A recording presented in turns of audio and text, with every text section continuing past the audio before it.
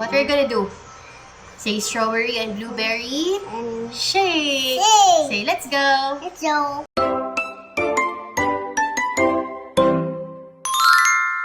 Hi guys! So for today's video, come spend the day with me. Today is Friday and kakagising lang namin ng mga bagets. So natapos ako mag-work kagabi like around or kaninang madaling araw mga 3:30. Tapos ayun, nag-prepare lang ako ng baon ni Daddy. Tapos natulog na rin ako. And right now, ito, magluluto na ako ng kakainin namin for lunch. And before this, nagsalang na nga rin pala ako ng mga laundry.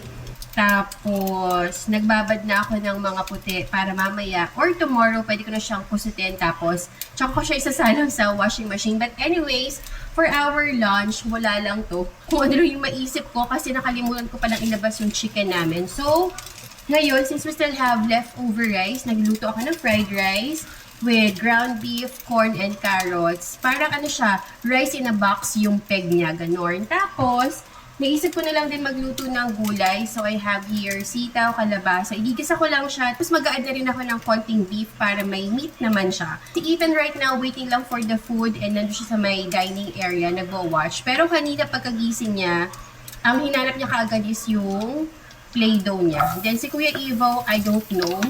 So, lately talaga ang kuya, alam mo, teenager na siya kasi madalas siya nagsistay sa room niya. At this point, nagugutom na daw si Ethan. So, buti na lang din meron na ako rice for him. Hindi kasi siya kumakain ng fried rice. Tapos, egg na lang muna since yung gulay, ayun, kakastart ko pa lang siyang lutuin.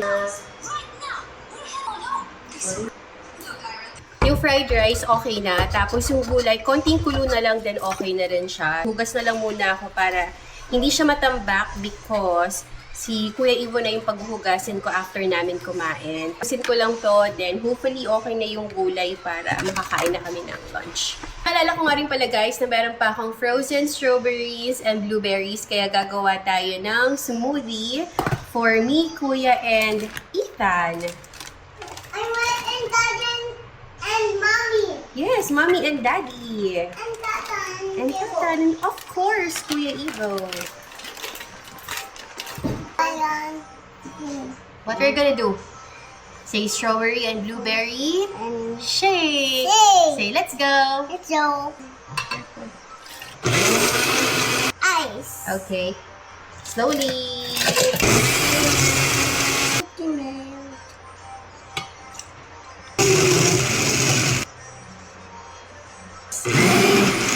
There you go. Let's taste it. I don't like say. Oh, you try it. Is it yummy? Yeah. Mommy, it tastes let me say. Ooh, this is for Tantan. Chug, chug, chug, chug, chug. Maybe yummy. Careful. Careful. Okay, for Kuya, for me, and for Daddy. Ito nga pala yung food namin ni Kuya Evo. So, yung rice inspired by rice in a box. Tapos, here's mine. Tapos, yung gulay, nilagay ko na rin dun sa table. It's over. So, nakapag-lunch na kami. Then, si Kuya Evo, nakapaghugas na siya, pero may mga kailangan pa akong ligpitin. Then, si Ethan, naghahanap na agad ng snacks. So, ito. Bibigyan ko siya ng Alaska Fruitio. So, yogurt drink in orange flavor. Tapos, gusto daw niya ng granola.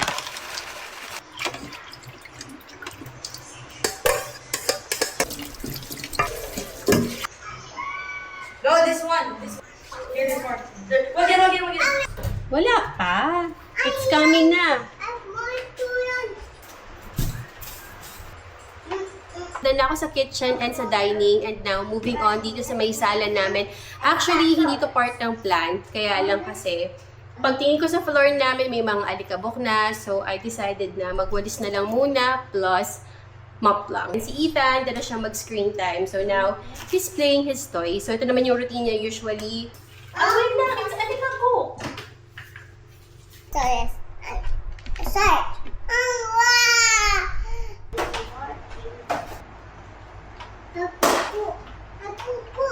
Ha? Pinapupo? So habang naglilinis ako kanina, si Ethan nagsabi sa akin na kailangan niya na mag-toilet. And nakakatawa pa kasi sabi niya, hurry up, it's coming out. Kaya yun, dumiretso na kami ng toilet. Buti na lang din nagsabi siya kasi wala na siyang diaper. Actually, we're still training him and we're getting there kasi kapag nasa bahay naman, most of the time, wala na siyang diaper except kapag natutulog. So, that's one thing na kailangan pa namin siyang i-train. But anyways, after niya mag-poops, diretso ligo na. Tapos, yung mga gamit kasi niya nandito sa taas. And nakita ko yung room namin, magulo. Kaya sabi ko, pagkatapos ko siyang bihisan and masettle, sabi ko, mag-aayos na lang muna ako ng kalat. Si Ethan, nandun siya kay Kuya Iwa. If you guys can hear them, ayun, nagrarambulan na naman silang dalawa. But, yun, so ngayon nakapag-shower na rin ako kasi may work pa ako ng 5:30. Time check is already 4:41 p.m. And si Daddy, maya-maya darating na din naman yun from work. And yun, and actually, schedule ko ng strength training today, but I don't feel like doing it. Para kasing may something like, parang, hindi ko ma-explain, para masama yung pakiramdam ko na ewan. But, we'll see later, baka okay. But yeah, 5:30, start ng shift ko.